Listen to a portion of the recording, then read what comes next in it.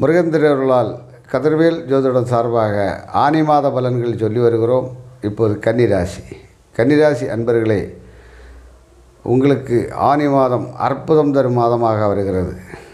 தொழில் சாணமாகிய 10ஆம் இடத்தில் இதுவரைக்கும் கேந்திராதிபதி தோஷமுள்ள புதன் ஆட்சி பெற்று இருந்து தொழில் சிக்கலையும் தடங்களையும் தந்து கொண்டிருக்கிறார்.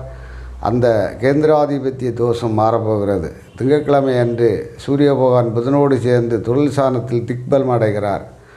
இது கன்னிராசிக்கு அற்புத பலனை தரும்.